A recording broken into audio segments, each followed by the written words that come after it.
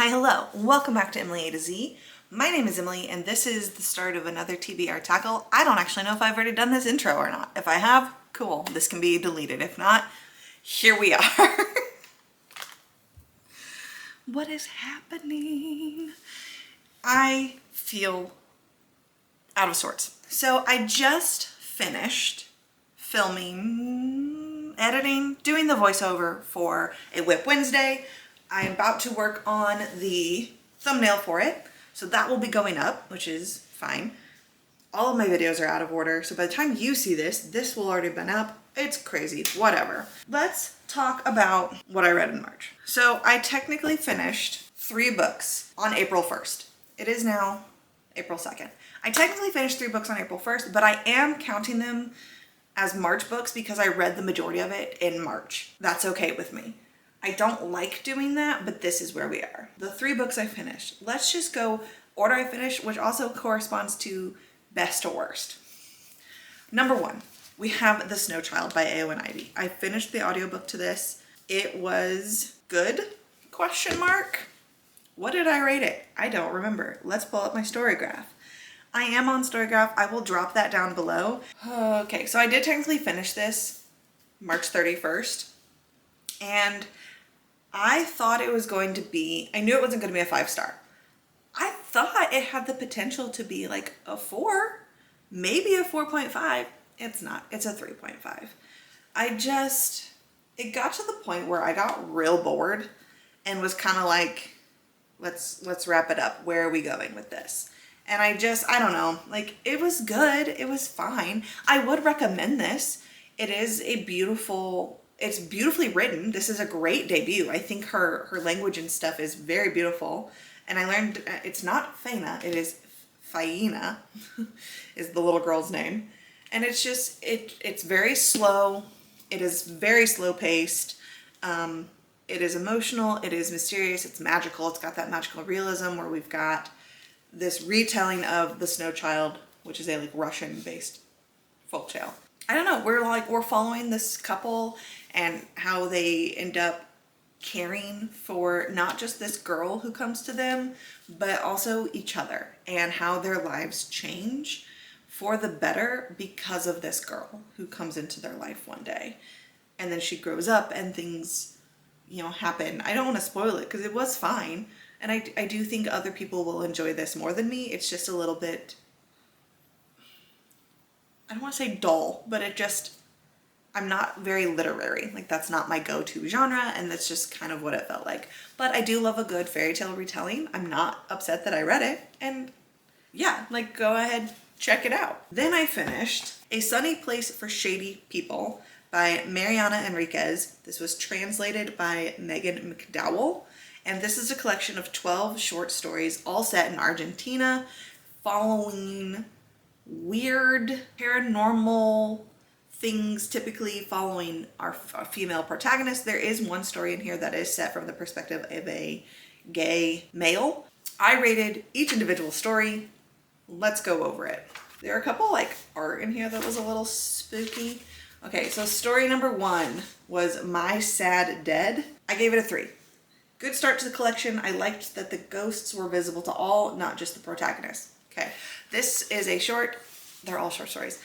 We are following, and like most of our protagonists are unnamed. Anyways, we are following a woman who can see ghosts, and her neighbors also can like see them, but they come to her because she appears to be the only one that can like calm them down or like talk them down and like get them to kind of like disappear for a while, but they eventually come back. And I liked that exploration, that topic. Again, 3, solid start. The next story was the titular story, A Sunny Place for Shady People, addresses that the mysterious cold case following Elisa Lamb, who died, we don't know how she died, but like died mysteriously at the Cecil Hotel, and then they found her body in the water tank significantly later. And of course, like it's never been solved. The footage of her being upset in the elevator has been released, but it is a journalist who is like investigating. She's writing like a piece about this group who is convinced that Elisa will talk to them from the dead, and so they like conduct like seances and stuff around the water tank at the Cecil Hotel. I gave it a 2. I said it was boring. In my opinion, nothing happens and our girl is just sad the whole time. Face of Disgrace. This was following a brother and a sister whose mom and then grandma experienced something traumatic.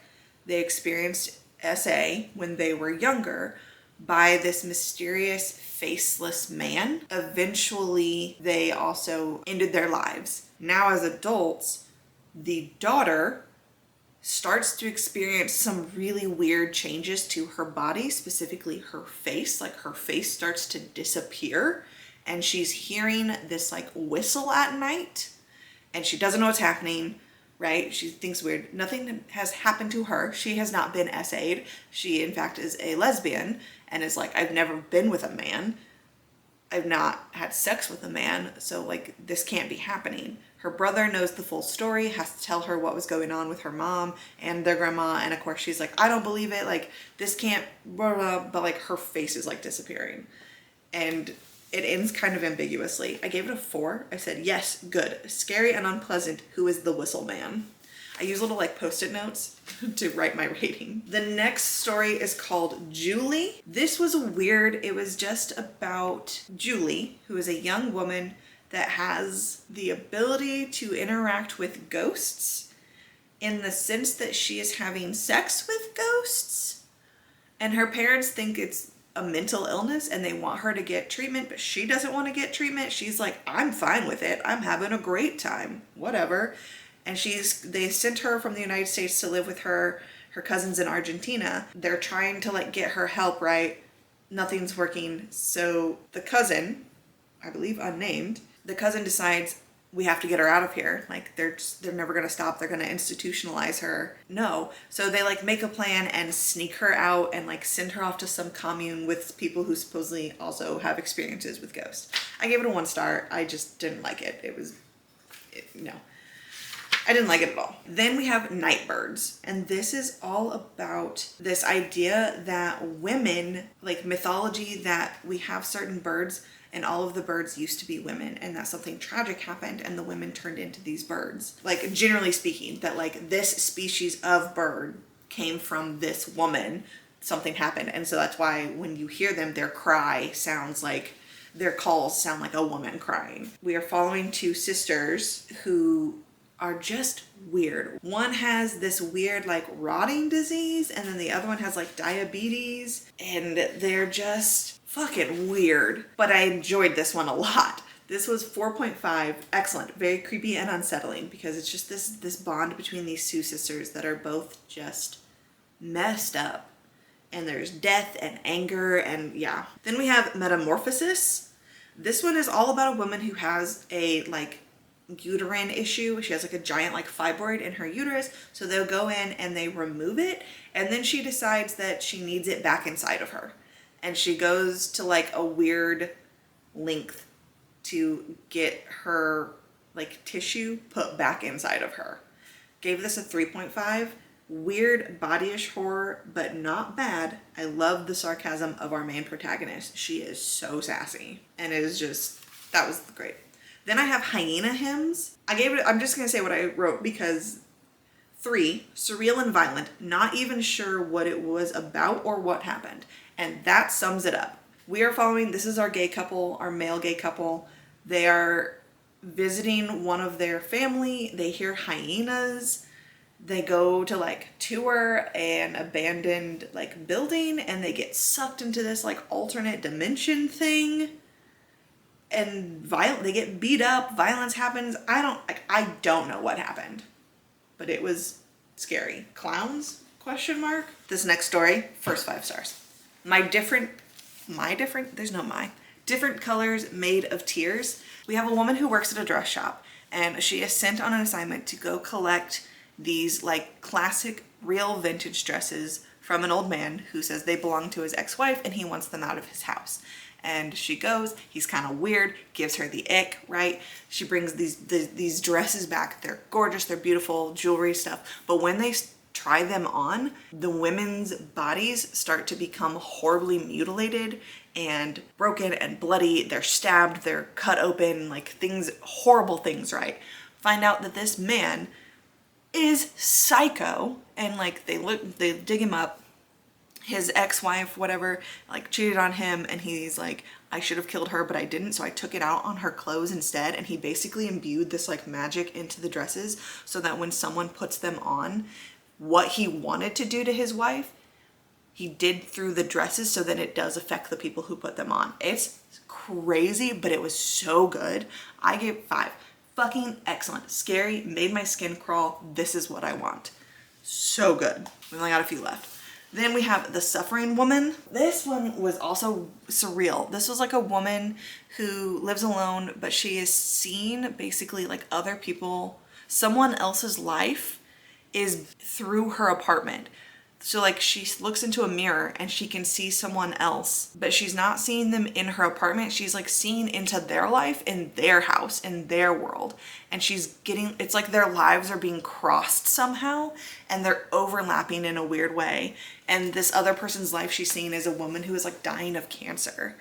And it freaks her out, makes her really uncomfortable. I gave this a 2. I just said didn't really like it all that much. This was my other 5-star. This is called The Refrigerator Cemetery. Oh my God.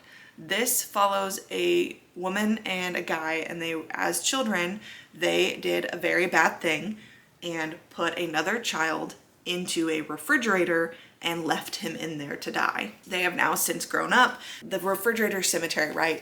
It was this, think like a whirlpool plant or like an electronics plant where they pulled all of the like models out and put them in like a field. So there's just all different types of like empty refrigerators sitting, and the kids would go play in them as children. And one day they put a kid in there and he like has a seizure and dies, and they don't know what to do because they're kids. So they just shove him back into the refrigerator and then beat it out of there and then pretend like nothing ever happened. Now they're adults. News have been said that like, hey, they're gonna finally go in and like clear up all of the refrigerators, and they're like, shit, we have to go get his body. And she goes, and then she ends up getting stuck in this never-ending maze of refrigerators and is like in this weird like purgatory thing. Yes, disturbing and surreal. Love it. It ends so ambiguously. I was all about it. Do I like death and gore? Apparently. Then we have A Local Artist. This follows a couple that go basically on like a little trip. They stay at a small town. They're in like an Airbnb kind of thing. The town is kind of weird. Everyone seems like stuck in time almost. And the whole point is that this town, a train used to come to the town, but then the train stopped. So like small towns in this area or in this country, the towns like die off because they depend on the trains coming to bring tourists, to bring people, to bring trade, to bring work, to bring supplies. And so when the trains stop coming, these towns like die off and people are forced to move and leave and go to other areas. This town has managed to keep going, but it's not quite right. And all the people are like, oh, we had this artist come. He's not from here, but he wants us to call him a local artist. And so he came here and he paints, and his art is beautiful. You have to see his art. You have to come meet him. You have to come meet him. And they meet him, and it is fucked. But I gave this a 4. I said very creepy, but just missing a little extra something. And yes, I stand by that. Finally, the last story in this book is called Black Eyes, and we are following like a team of people who they go and help the homeless population by bringing meals. And one day when they are working, these 2 children with solid black eyes approach them and are asked to be let into their vehicle. One of the persons was like, no, hell no, absolutely not. The other person was like, they're just kids, let them in. Whatever, they skedaddle. And then the person who was like, they're just kids, let them in, goes missing. Yeah. And then they kind of figure out, but you don't get what happens. They figure out like she's like dead and gone or whatever, and they're blaming the kids, but it ends without you actually ever getting anything. So I said 3.5. I want to know what was inside. Tell me, damn it. Like they go to her house and all it says is just like they know that she let the kids in, but it doesn't tell us like what was in the house. And I want to know. Like, I want to know. Tell me. Don't just give me vague language. Tell me what happened, damn it. So that was that. Based on all those ratings, I calculated it up last night. My average was like a 3.375. Based on that, it does feel right that it is a 3. So I am giving this 3 stars. I ended up reading a story of this, and then I'd read a chapter of my last book, The Fever King by Victoria Lee. It is the first book in a duology, in the Fever Wake duology. I will not be continuing. I hit a point with this book where I just wanted it to be done. I was sick of it. I'm over it. I was done. I don't hate it, but it's getting 1 star for me. So I would read a story from A Sunny Place for Shady People, and then I'd read a chapter. It was like the only way I could get through it. The Fever King follows Noam, who lives in a future America that's no longer the United States. We are now like separate countries kind of thing. And in this world, there is a virus that if you survive the virus will grant you get some sort of magical power. But it is incredibly deadly. The survival rate is really low. And it sucks. Noam's whole like place gets infected and he is the sole survivor. Both of his parents are dead. His neighbors are all dead. So they find him, they take him back, and he is now part of this like government program where they are training him on how to use his magic and basically be a soldier for this regime that they have. There's a lot of political unrest. It is dystopian. It is supposed to be YA. We are following teenagers. Noam is like 16 or 17. And all of his like classmates, they're all cadets. They're also like teens. The youngest one is 14. Like they're young. There's this whole other story about like political intrigue. It sucked. It was not good.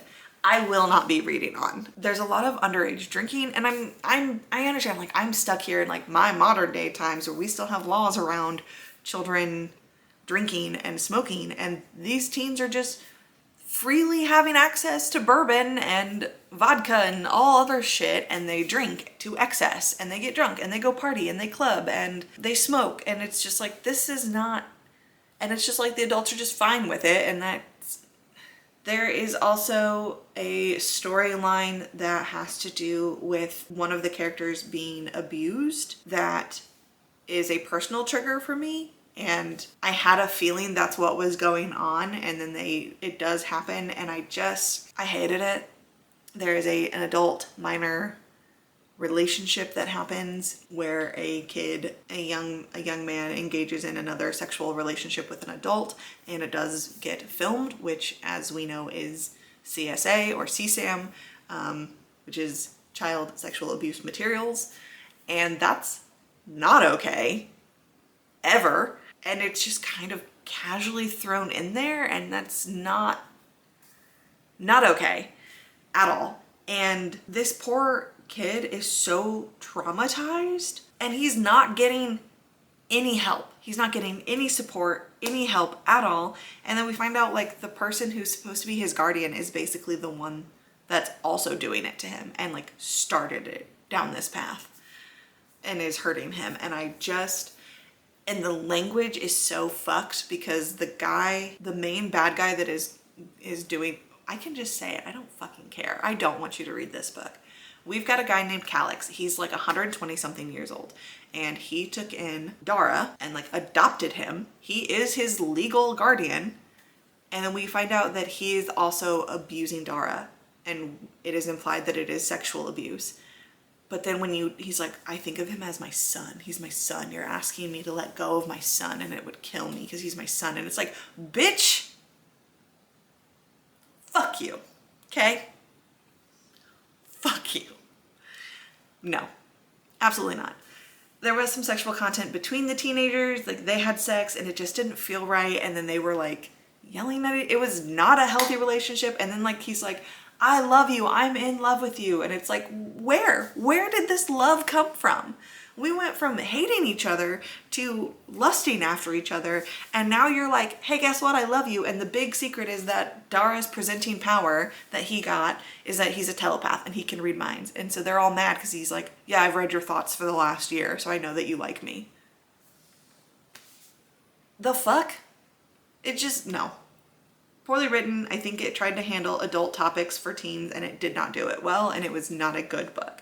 I am not surprised that my libraries don't have it. There are no like copies available nearby because it's a shitty book. I will not be continuing on. Don't read it. Okay, cool. That's where this is ending. I have more stuff I want to talk about, but now I'm all fired up and I've got to do some editing. So I'm gonna take a break. I'm gonna get some water, get some lunch, I need to edit, make my thumbnail, and I need to edit a video. Okay, cool, because I need to get my TBR up. Emily, calm down. I will check in later. All right, so let me just move this stack of books aside. Here we are, a couple days into April. My April TBR video just went up today, and I want to talk about my March stats and then what I have started reading for April because I spent the first day of April finishing up the two of my last two March books. So Storygraph doesn't count them as having been completed. It says I read 13 books, and that's where we differ. It says I read 13 books and that I've already read 2 in the month of April. So for these 2 months, it's going to be kind of weird. I count, because I read the majority of A Sunny Place for Shady People and The Fever King in the month of March, I count them as March reads. So in my opinion, I read 15 books. StoryRead is doing it based off exactly what you read and how much of it on what day. I could have flubbed the numbers a little bit, but I didn't want to do that. I want it to be accurate and represent what I'm actually doing. So according to them, you know, I'm going to pop my stats and stuff up on the screen, and when it does, it says I read 13 books. I count that I read 15, so the things are going to be slightly different. And then when the April wrap-up comes, it's going to end up saying 2 more than I actually did because it's putting those last, like, combined 180 pages of those books, whatever. So for the month of March, it says 13. I read 15 books. I did read a total of 1,978 pages, almost 2,000 pages. I listened to a total of 71.9 hours of audiobooks, and my average rating was a 3.59. Awesome. My highest rated reads were The Dangerous Convenience Store with a 5-star, Our Winter Monster with 4-star, and Gory Details with a 4-star.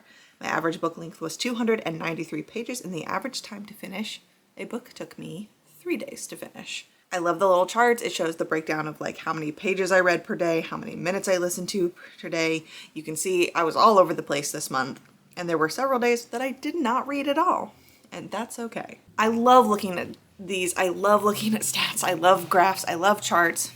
I'm such a nerd in this way, but I love looking at my breakdown that, you know, 77% of what I read was fiction, 23% was nonfiction, 83% of the books that I read were less than 300 pages, and 17% were between 300 and 499 pages. According to my audiobook, the graph here, 43% were less than 8 hours long, but 57% were between 8 hours and 16 hours. I have multiple genres here, but it looks like my main genres of the month were LGBTQIA books, fiction, fantasy, historical, literary, and romance.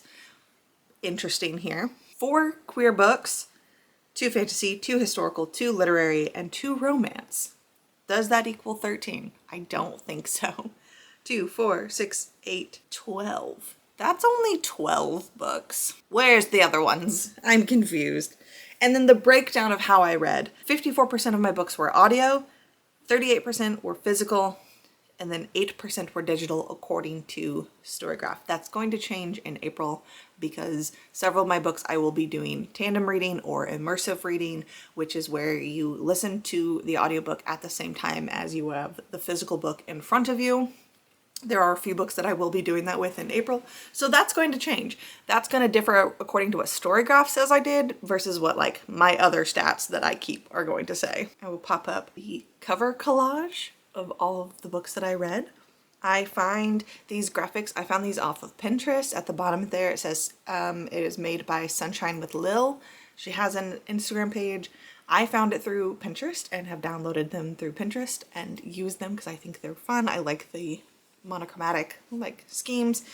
Storygraph also makes a collage of all of my covers that it'll put them all together, and it also will then do a version where it has the ratings like in the corner of all of them, so it breaks down.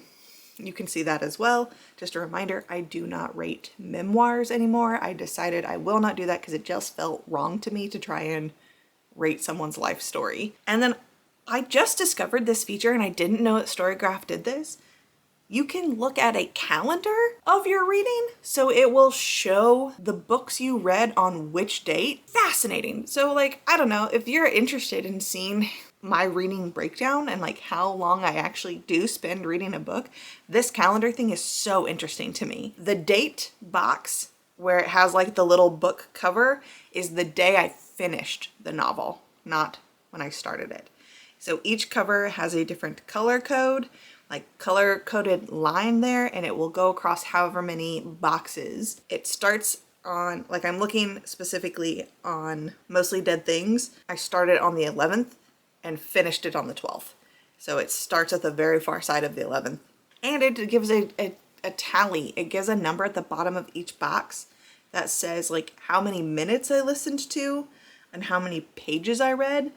And then one particular box at the end on the 31st, it has a little trophy. And because that is the day of the month where I read and listened to the most. Yes, I listened to 498 minutes, which is a little over 8 hours of an audiobook, and I read 118 pages. So combined, I read the most that day. I didn't know it did that. I've just been like creating just like the one little graphic. These are so interesting to me. I'm such a nerd, which is why I'm saying you will be seeing a quarterly like wrap up, quarterly deep dive. I can scooch back into the center now. You will be seeing a quarterly like deep dive video from me where I'm gonna get real nerdy about according to my Goodreads, about the 42 books I've already read this year. Excuse me? I am floored. Like that can't be accurate, right? Let's just look at Storygraph real quick. According to Storygraph, I've only read 40 books. It's not including the DNF. I know that. It does not count the books I have DNF, but I've only DNF'd one. So the 41 books I've already read. My goal, just to put this into why this is like blowing my mind, is my goal for this month, for the year, was 100 books. We're 3 months into the year and I've already read 41. 100% full books. 41 books though. I don't know. This might just be like my highest reading year yet, and that blows my mind. I'm very proud of myself in a way. I feel like I'm off to a really good start and I don't see myself slowing down. So I don't know, this is just really exciting for me, which means I'm such a nerd. So I will be digging into stats and numbers and weird little things that I keep track of that just fascinate me. And I'm sorry if that doesn't interest you. So if you don't want to see my quarterly wrap up where I will be diving into my numbers for the first 3 months of the year for books read, I also want to talk about life stuff, cross-stitch stuff. Like it will be a quarterly life update, not just a quarterly reading update, but I will be going in depth about that kind of stuff. Books, TV, cross-stitch, video games, dogs, cat, life, just stuff because it interests me. Anyways, let's wrap this up. I have started, and I have a feeling I'm gonna fly through this. I started You Are Fatally Invited by Andy Pliego last night, and I am already about 60 pages in, which doesn't seem like that much, but it is compulsively readable. It is split into different like sections or different days. Have I even said what this book was about? Probably not, because I didn't have the book when I did my March TBR.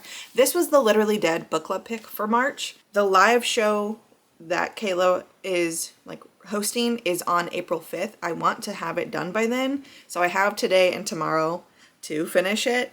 I think I can do that. This is a locked room mystery. An exclusive thriller writer's retreat hosted on a private island turns lethal when one of the authors is found murdered in this twisty locked room mystery. When renowned anonymous writer J.R. Allister hires former aspiring writer Mila Del Angel to host a writing retreat at his private manor off the coast of Maine, she jumps at the chance, particularly since she has an axe to grind with one of the invitees. The guest list? 6 thriller authors, all masters of deceit, misdirection, and mayhem. Confess the crime, survive the tropes. I did read some of this. Alistair and Mila have masterminded a week of games, trope-fueled riddles, and maybe a jump scare or two, the perfect cover for Mila to plot a murder of her own. But when a guest turns up dead and it's not the murder she planned, Mila finds herself trapped in a different narrative altogether. One by one, you'll lose your turn. With a storm isolating the island and the body count rising, Mila must outwit a killer who knows literally every trick in the book, until only one of us remains. And I do think this is going to be a and then there were none situation. Again, we've got like 6 to 10, I think there were 10 in that, but like we've got 6 strangers all brought to this island. Someone shows up dead, and then I'm pretty sure they're all gonna start dying off. But each like section is a different day. So I went ahead and there's how many days? 7 parts. I read all of like day 1, part 1 last night in like an hour, was like through it. I have already made it into day 2 and I am loving it so far. I know it's still really early to say, only 60 pages in, but I am really liking it. The characters all seem very engrossing. I wish I had the audiobook for it because I want to hear them. Like, we have Rodrigo and Olivia, and they live in Spain, and he's Spanish. We have Fletcher, who is British. We have Ashton, who is American. And then we've got Mila herself. We have Cassandra, who's an older woman. We have Violet, who seems sullen, and I'm already just, like, obsessed with these characters. And I'm pretty sure I know who is being offed, and I find myself engaging with this so intensely where I'm like trying to solve it, and I'm like, Emily, there's not even enough to go on. You can't solve anything. Calm down. But I'm gonna. My battery's gonna die, so I'm gonna wrap this clip up. I gotta go edit anyways. I will check in very soon.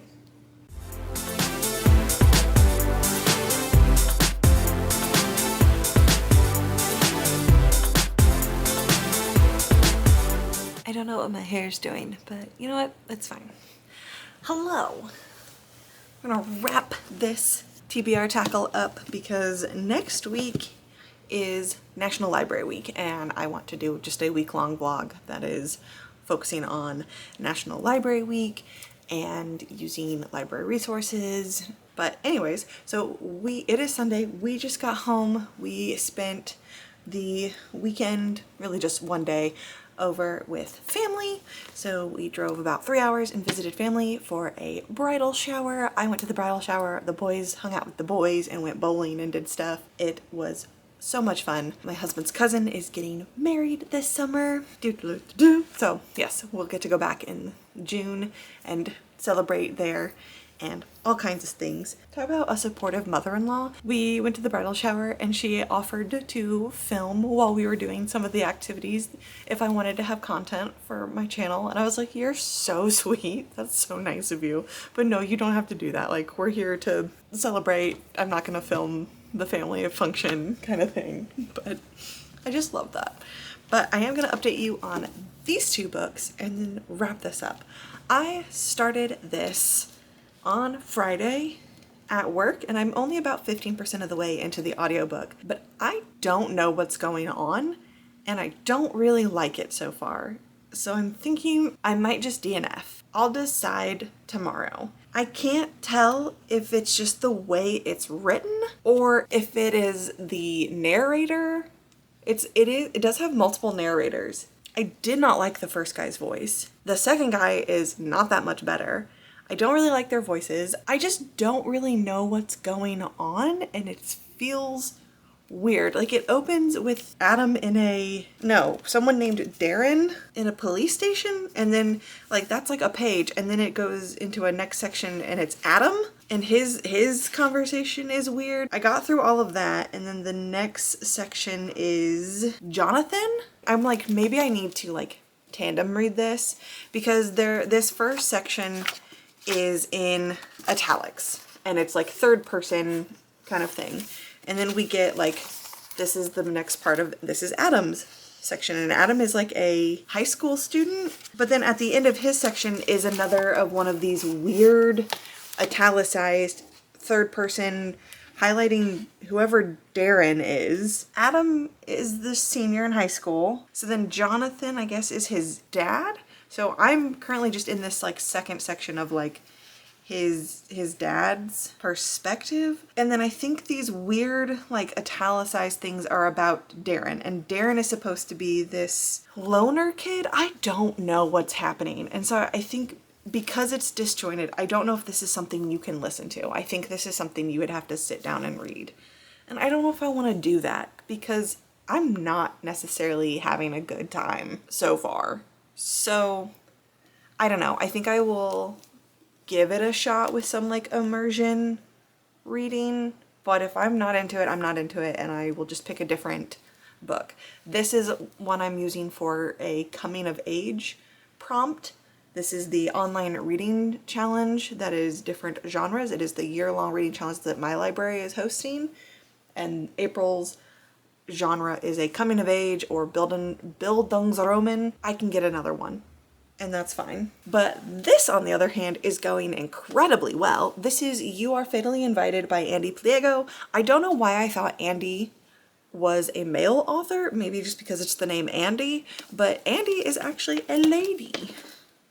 We've got all of these famous writers, the mystery thriller writers. They have all been invited to come to this island that is owned by this secret anonymous writer. And his assistant, Mila, who is supposed to be the event coordinator, is secretly planning on murdering one of the guests herself, like at the end of the week. She is on some sort of revenge kick, and she plans to murder one of the guests.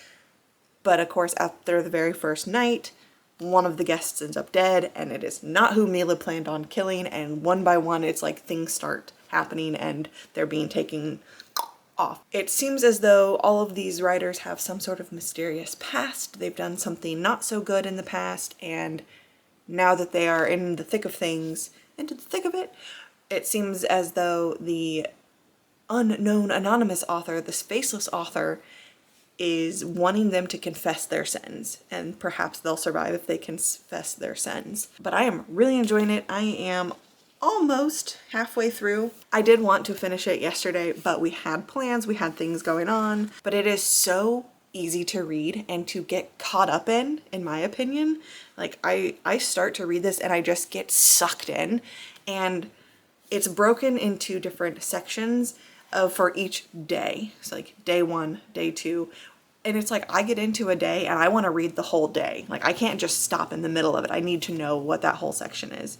I do like that there are some mixed media elements in here. It opens with like as if we are getting an excerpt from like the mystery, the anonymous author's book, J.R. Alistair. We'll get like snippets of one of his works. And then each section starts with like a different like mystery trope. So like day 1 is the dinner party, and then it gives it like the dinner party, noun, wherein the characters are summoned to a secluded yet always opulent estate, usually by an enigmatic host who may or may not appear. Murder and mayhem inevitably follow. The ink in your veins, on writing fear, index of tropes. And that's the novel. That's the novel inside the novel. And I really like that. And that also kind of gives you an idea of what this next section is about. So like day 1, the dinner party, they then had a dinner party. Day 2 is called Cursed Artifacts. And then this was all about like different objects and items and things. I am in section 3, or day 3, Game Night, in which the characters are forced to play a game resulting in pain, psychological trauma, or death. Secrets, backstabbing, and crossed loyalties often arise. It's so good, and it's told in alternating perspectives.